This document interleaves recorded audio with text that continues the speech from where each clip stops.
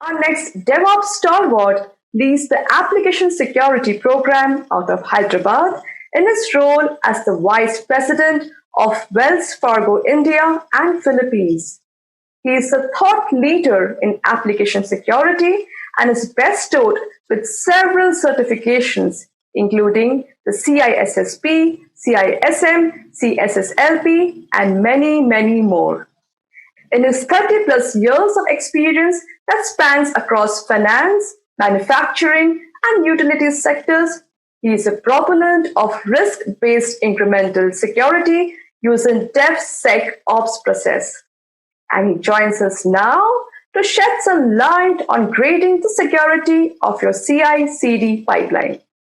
Ladies and gentlemen, I'm very happy to now bring to your screens none other than Mr. Ramesh Pasapula. Good afternoon. Good morning, depending on the time zone. The topic of today's discussion, grading the security of your CI/CD pipeline. Welcome to DevOps India Summit 2020. A little about me before we proceed. My name is Ramesh Pasapula. I lead the application security program from Wells Fargo, India. I'm a vice president. I'm a computer science graduate from BITS Pilani, class of 1985. For those of you who are calculating my age, I'm still young at heart. I carry an MBA. I'm certified in CISSP, CISM, CSSLP. Those are information security certifications. I'm also certified in PMP and ITIL. I have about 30 years of industry experience, most of it in the United States. I came back to India in 2014. Majority of my experience is in the financial sector. I do have experience in manufacturing and insurance. I worked in Citibank, Morgan Stanley, American Express, and now, of course, Wells Fargo. I have seen the application security evolve over the last 10 to 15 years. I have led the static security assessments, dynamic assessments of software, and today I'm a big proponent of DevSecOps, which essentially is security by default. Now, to the next slide. Why? Why do we need to grade your pipeline for security? Before going into the points, here is the question. Folks, why do we grade anything? Why do we grade a student in a specific curriculum and say that he or she is good in math and has an A grade? Because it reveals the depth of the student in the math and also his or her ability to take a test. Same thing, we would like to know the depth of your security implementation. And here are the 5 things we are looking for why we need to grade. Number 1, to see if your pipeline produces secure software. Point number 2, to have a methodology which we will elaborate for an objective verification. So 2 experts should come to the same grade when they follow the logic proposed by the author, which is me. To have a metric, point number 3, always helps. It quantifies what you have done for your security implementation in the pipeline. Point number 4, if you have 2 vendors, you can compare their grades, security grades on their security implementations. Or even within your organization, you can compare 2 pipeline implementations. Point number 5, to provide a guidance to get a better grade. So this document will have steps how to go from a grade B to grade A in security. And these are the 5 points for why you need to grade your security. Next slide, how. So what are we looking at to grade your security? essentially three things. We are looking at defect categories, which is the target of your security vulnerabilities. So what are the vulnerabilities you're targeting in your pipeline? That is the first point. Second point, defense in depth. Whether you have implemented defense in depth. Do you have multiple controls, a layer of defenses, so that if one control misses, do you have another control that captures the vulnerability? Point number three, defect tracking capability, which is the heart. So for every release, for every change that is implemented through your pipeline, would you be able to produce a dashboard for your release? So these are the things we look at to grade your pipeline. That is about how part. Now, what? Before looking at this diagram, hypothetical, there is an analogy. You would like to build a bridge for your city. You want to select a construction company. So how do you look for a construction company? You look at what is the blueprint they are using, what is the processes they use for constructing a bridge. After that, you determine if they would be able to build a durable bridge for your city. Same thing. You're looking at the author proposed 3 processes and 5 security practices that will make you a better and secure pipeline implementation.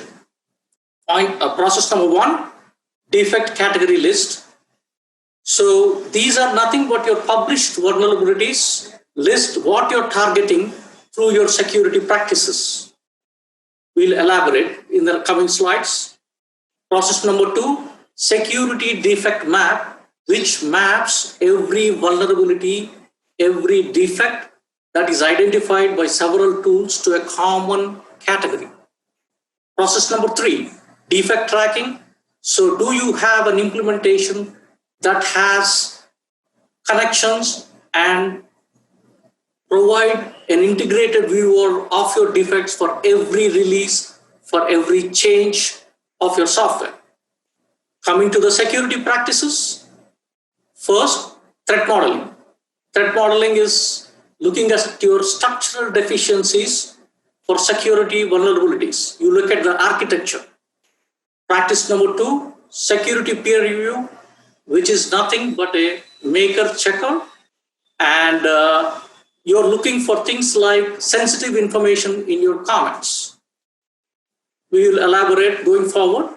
Next 2 practices, static application security testing and dynamic application security testing. Static looks at your code for confirmation to the security standards, and dynamic testing looks for your web application in progress to bypass the controls, and together they form very effective testing. Last but not the least, we're looking for a software composition analysis.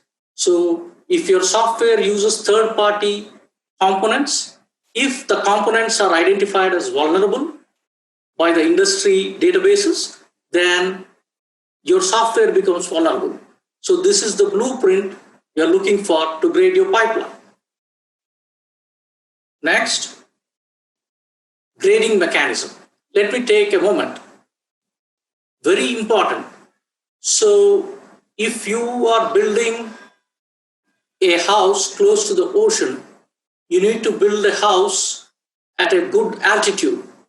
So, but if you're building in the middle of the city, you can build it at the regular level. So you choose your security grade. So it is not necessary that for every pipeline implementation, you need a A+ grade. So how do we grade? Simple mechanism. As we have proposed the blueprint, the author expects 3 processes and 5 practices, and is flexible if you want to substitute, for example, dynamic application security testing with interactive application security testing. And first 3 implementations are mandatory for the grade, as you can see. So it is a simple system. Coming to the next slide, like you grade any paper, any subject, more the number of points you accumulate, better the grade. Self-evident. Coming to the next one. Look at this slide. This is the proposed interpretation of your grade. Know your grade. This is the proposed interpretation by the author based on his experience. So, after evaluation, if your grade is A plus, then the interpretation is your security is excellent in the pipeline. And we have a confidence level of 98% that your software is secure and free from the identified and targeted vulnerabilities because you have implemented defense in depth. Again, important thing is this is proposed interpretation by the author, and this is subject to examination by the thought leaders, and they can be flexible. As you can see, the confidence level comes down with the grade, which is obvious, and the assurance also comes down with the grade. Now, to the next one.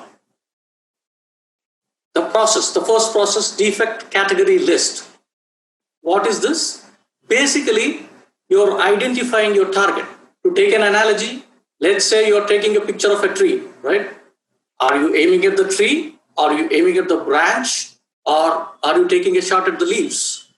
It is important to identify your target categories before your software is produced and target the right vulnerabilities. We have many industry lists published. SANS publishes it, OWASP publishes it, and CWB publishes it. You can use them to arrive at a targeted list for your organization. Industry lists are important because they are very well researched. And here is an example. This is based on OWASP. As you can see, there are 10. You should have at least 10 defect categories that is recommended. And the first one says injection. It could be a SQL injection. It could be a command injection. So, but both map to the category of injection, and that is what you're targeting. Coming to the next slide, what is that we are looking for? These are the 5 guidelines. Each guideline will fetch you 2 points. So, first thing, we are looking at a maintenance application, which is nothing but screens, or it could be a part of the portal. So, you could be able to pull up your defect categories and modify them and publish them. Point number 2, we're looking for a process. How do you maintain your defect category list? Point number 3, do you have a quarterly review process? It is important to look at them once in a while and see appropriate defects are included. Point number 4, do you have a process for including 0-day vulnerabilities and adding to your defect category list? It is important because something could come up in the industry, you should be able to react. Last but not the least, we should have a history and audit of who is changing it and when it was changed. So if you follow all this, you fetch 10 points for your implementation. Coming to the security defect map. Let's take a moment. An analogy. If I am in Germany, I'm referring to a door, I call it tour. If I am in France, I call it porte. If I'm in New Delhi, I refer to a door as dwar. It's nothing but mapping every vulnerability identified by every tool to a central category. And really, folks, this reduces a lot of complexity when you're tracking the integrated view of the risk for every release. This is a pictorial depiction. All the defects identified by several practices mapped to a central category which you have identified. And look at this example. You have several tools listed to the left from several practices. For example, Checkmarx has ASP SQL injection. It's a SaaS practice. It maps to your defect category of injection. It could be, so It could be identified, the injection category could be identified in DAST or SAST, but it maps to the target category name injection. It simplifies your tracking. What are the 5 things we are looking at? Point number 1, a maintenance application, like we mentioned before. Point number 2, do you have history and version control? Point number 3, periodic review process to make sure you are current. Point number 4, this includes consultation process with the DAS team and SAS teams because all the inputs are from those teams. Point number 5, tool specific updates. So each tool should maintain this mapping so that it can convert its vulnerability categories to the common defect category. So if you implement all these, you fetch 10 points. If you miss 1 point, you miss 2 points. Defect tracking. So this is important and this is the heart of the implementation. Before going, an analogy. I go to a health checkup to a doctor for a full body scan. The way it works is there is a cardiology department that looks at my heart health. There is a pulmonology department that looks at my lung health. Other department looks at my kidneys, so on. Each department uses different tools and each department will add to the master health report for me, essentially highlighting these are the things you should watch out for. Exactly the same thing we are achieving through defect tracking. Coming to the next slide, this is a pictorial depiction. All the practices contribute to your defect central database. And here is the example of defect dashboard. Application 1 is doing a release 2.0. Prior to deployment, I should be able to look at the dashboard and say that this is the picture of my risks. There are 3 defects identified in the injection category. They could have been identified by the SAS practice or DAS practice, but they map to the injection category. Here, you can make a choice whether to move the deployment forward or stop it. And what are the few things, guidelines I'm looking for? A maintenance application, you should be able to track and pull the defects for your release for a specific application. And point number 2, we are looking for a defect tracking database implementation. Point number 3, how do your dashboards look, which is important. Point number 4, do you have capability for reports and trends that could be used to train your development and software engineers. Point number 5, exception tracking. If you do not remediate a defect during the release, do you have a mechanism to track it with an exception so that you can address it in the later release? These are the 5 things we look for, and each point will fetch you 2 points. Now, covering the threat modeling practice. So again, this is important. Threat modeling is to detect threats and in your architecture and your structural deficiencies for security. So an example, you might have an application that serves internet-based users. And there could be bad actors or hackers that could legitimately spoof as a legitimate user and come in to access your application. So there is a threat of spoofing. So how do you mitigate it? You implement multi-factor authentication. Perhaps you have a password and also an OTP to the device. So, but if you have an application that is not serving internet users, that is not a threat. So here is the diagram that depicts the threat modeling. There are several tools like Microsoft Threat Modeling tool to model your threats. It is an iterative process, and there are methodologies like STRIDE and DREAD in the industry. You can follow them. You track this applies only for architectural changes. You define your architecture, you model them, you measure the threats, and you mitigate the threats that are not addressed. And what is that I'm looking for? in your threat modeling implementation, a maintenance application, we should be able to pull all your threats for a specific application. Number two, process document, a methodology, how do you do threat modeling?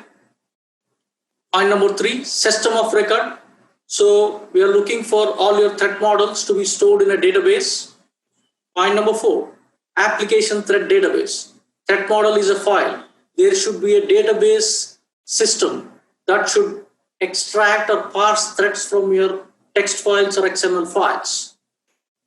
Point number five, obviously, we need an automated feed to the defect tracking database to get an integrated view of your defects. That's about threat modeling. Now, security peer review. Simple, it's a maker-checker process. You have another set of eyes looking at perhaps sensitive information that is put in the comments nowadays that has become a big deal for everyone. It's a major security flaw. And what is that we are looking for? Check the comments, check for logic bombs, and check for, especially the sensitive information, and also be precise. Have a top 10 list or top 5 list. This is also only for changed code. If you're adding a screen, you check the code for that additional screen. It has to be precise. It cannot take more than 8 hours in a DevSecOps environment. So be concise and check for the following things. And these are the guidelines. We should be, point number one, have a maintenance application that could pull all the security defects, could be a part of the portal. Point number two, process document. What is that you look for? Point number three, system of record, which has developer's name and also who is the reviewer and what is the date and what are the defects that it found. Point number four, obviously, reporting capability. Point number five, as usual, we need an automated feed to the defect tracking database. If you implement all these guidelines, you score 10 points in your security peer review. Now, coming to the SAST, DAST, and SCA. Folks, these become very effective defense in depth. SAST looks for your code and your compliance to security standards. DAST probes your web's application for bypassing controls. And SCA looks for defective third-party components. And these are some of the guidelines. Obviously, point number one, the rule set configurations will be looked at. How did you implement them? Are they flowing from your defect category list?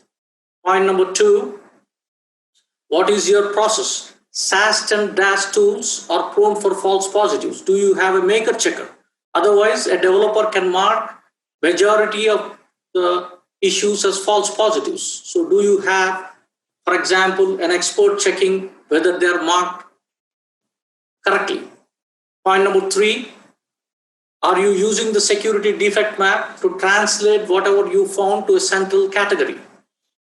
Point number four, there could be softwares that are produced by your pipeline that might not need a release. So do you have a periodic scan irrespective of changes to the software? Point number five, obviously you should have, and when the scan is complete, a automated feed should be triggered to the defect tracking database. Coming to the software composition analysis, there are plethora of tools. You have Black Duck, and even for SAST and DAST, there are plethora of tools you can use from the market. For SCA, for example, you have Black Duck. What is that we are looking for in your software composition analysis practice? We look for maintenance application that could pull all the defects, all the defective components that are identified by your SCA practice.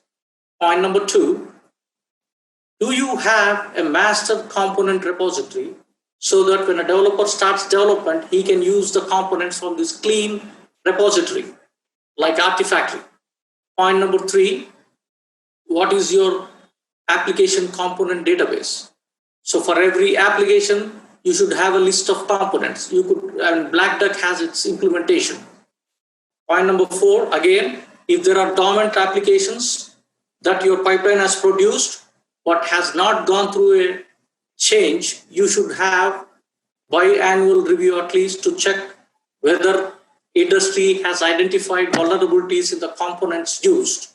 Point number 5, again, automated triggered feed from your SCA practice to the defect tracking database. Finally, folks, conclusion. In conclusion, really, your grade should depend on your needs, on your security needs. So it is very important. So if you have, point number 1, build your security pipeline for your needs. So if you're a defense contractor, you might want an A+ grade pipeline. If you are handling personal identifiable information, PII and sensitive information, you should have a minimum of grade A.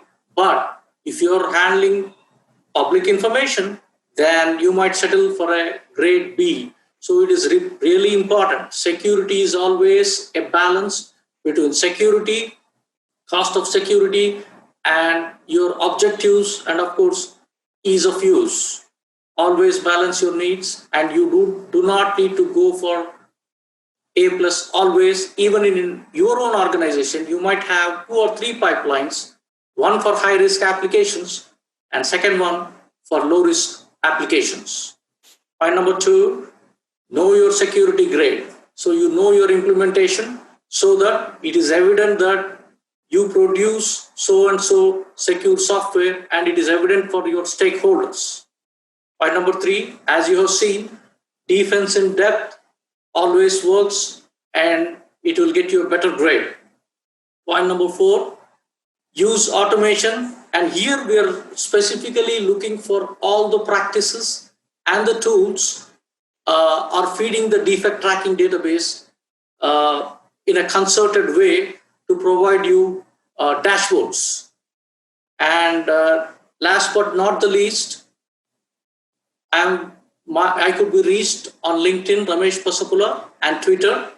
I will take a moment to thank DevOps India Summit and organizers for providing me this great opportunity to reach you. Thanks again. Hope to see you in DevOps India Summit 2020. Thank you.